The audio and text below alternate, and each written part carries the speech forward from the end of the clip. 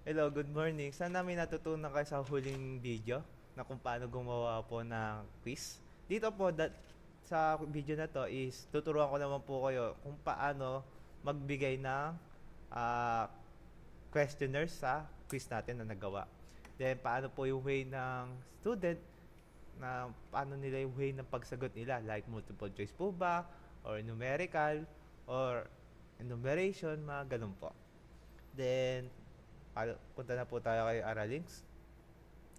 Dito po sa link na to is ito lang po yung huling ginawa natin, yung pag-create lang po ng bagong quiz, which is yung new quiz po. Hindi ko lang po na bago.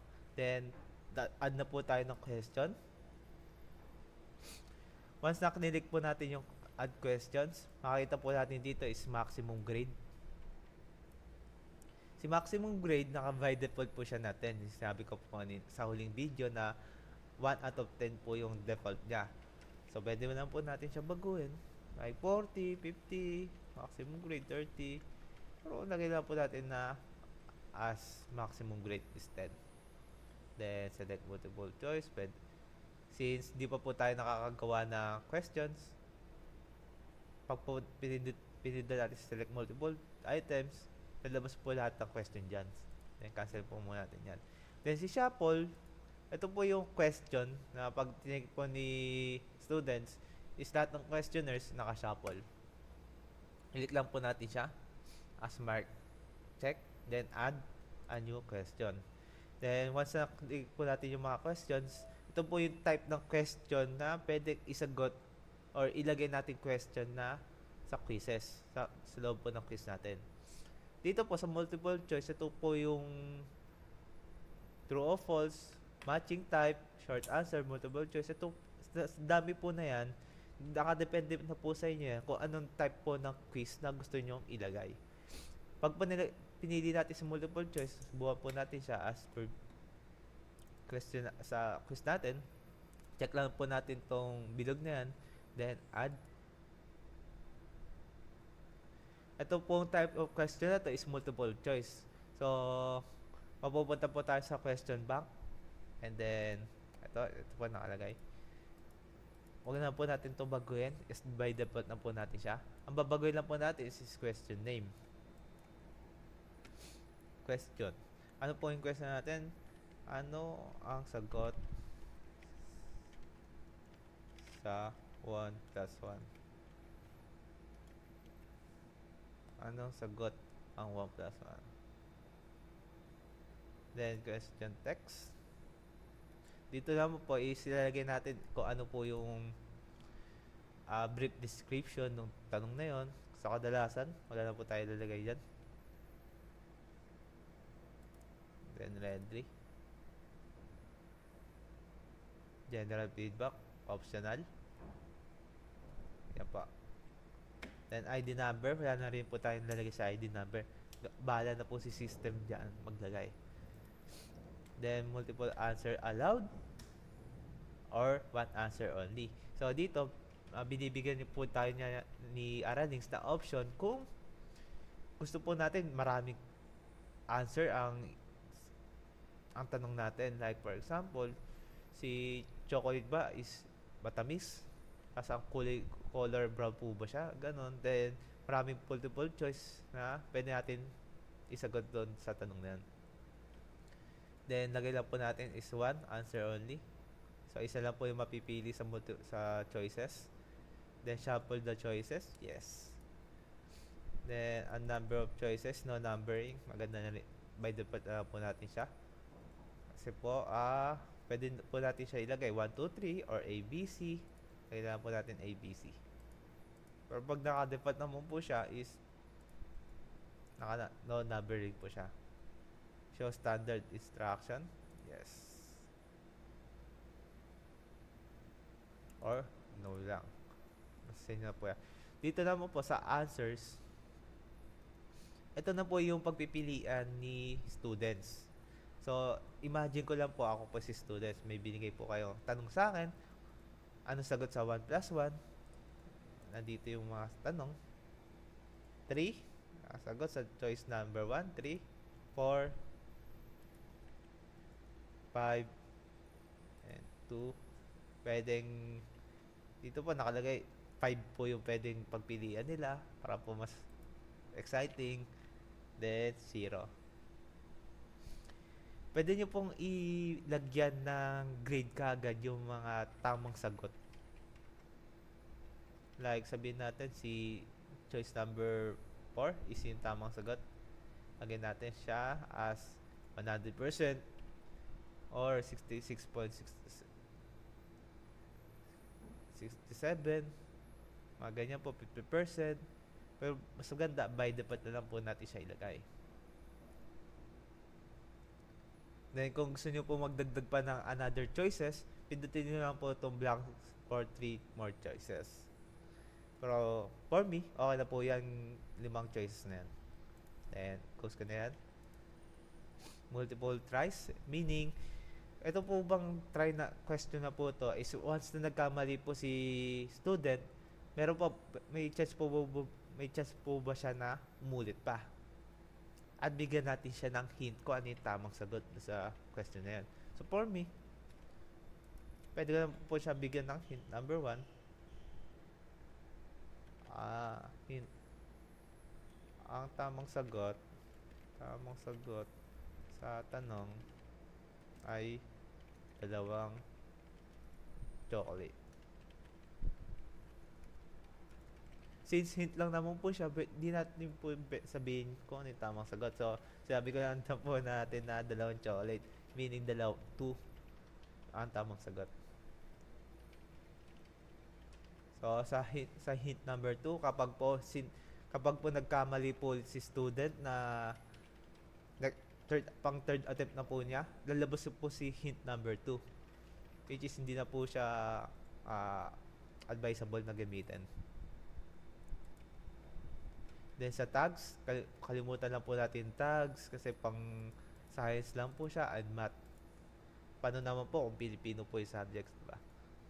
Then other fields, assessment type, summative or formative. Pwede naman po natin siya tagtawan as for me. Nakadepende lang po sa inyo kung ano kailangan na tanong po niyo sa student. Then save and add. Multiple choice, then save and go to question list. Tignan po natin siya. Yun, may nakita pong error sa gawa ko. Kailangan daw po natin siya bigyan ng grade C answers. So, sasabi po dito is lagyan po natin ng grade kada questions si student. Kada tanong niya. One of the choices should be 100%. So, that is possible to get a full grade for the question. So, dito po, yung mga tamang sagot is, pag bumali, pinalagay natin na 30%.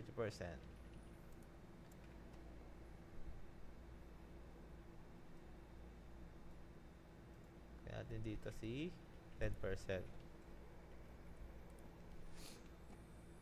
And 20% again. Ito si 100%. 20. Kasi sabi po niya, kailangan sa isang choices, kailangan po is may 100% na grade. Meaning, hindi na po ito maaapektuhan sa mismong grading kada questions. Ano lang po ito? By choices lang. So, lagay lang po tayo ng isang 100% kasi since pag hindi po tayo naglagay ng isang 100% sa kanya, hindi po tayo makaka-proceed sa another questions na paglalagay. So, save na po natin siya.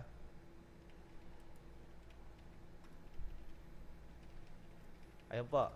Successful po tayo nakagawa ng another questions. Ng question number 1 is page 1. Meron na po tayo isang question for that. So, isang sagot na po yan for 1 out of 10. Dahil kung gusto po natin magdagdag pa, dagdag po tayo ng another question. True or false naman po.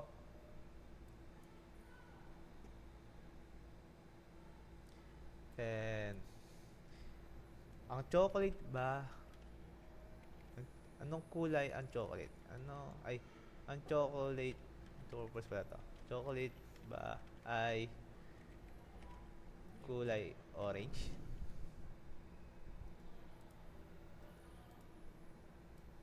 Hindi, huwag din kulay-kulay. Ang chocolate ba ay mapakla? Some cases, meron namang mapakla ng chocolate.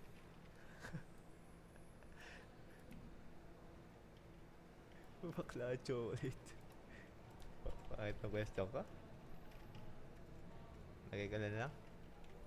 Kailangan ba ng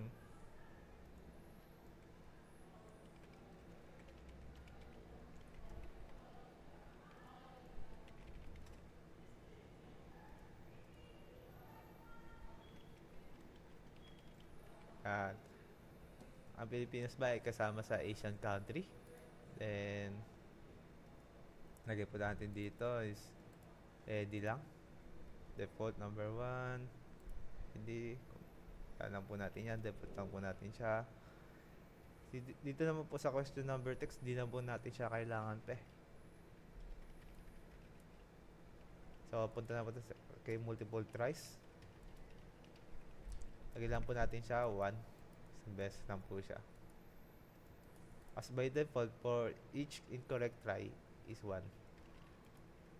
Kasi, since nakagawa na po tayo ng rules, set of rules sa first question, nag-automatic na po yung mga rules na yon para nakaset na po siya sa susunod na questions. Since sa first question po natin siya is meron na pong rules na tayo na ilagay, sa second question po is na-apply na rin po yung first rules do sa second question. Then sa tags is kalimutan na po natin siya, hindi naman po siya masyadong importante. Depende lang po kung ang subject nyo po is math or science talaga. Kalimutan na po natin siya kasi hindi naman po siya Then sa other field, wala po yan. Then save and go to question list. Wait lang po natin siya, naglo-loading. So dito si question text, lagay lang po tayo ng kahit ano. True. Is it true or not? No.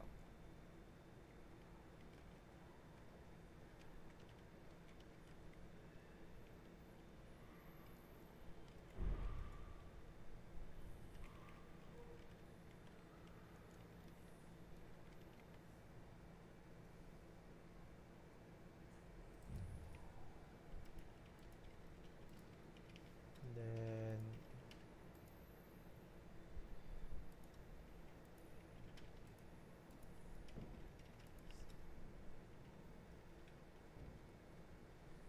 nakagawa na po tayo ng panibagong tanong.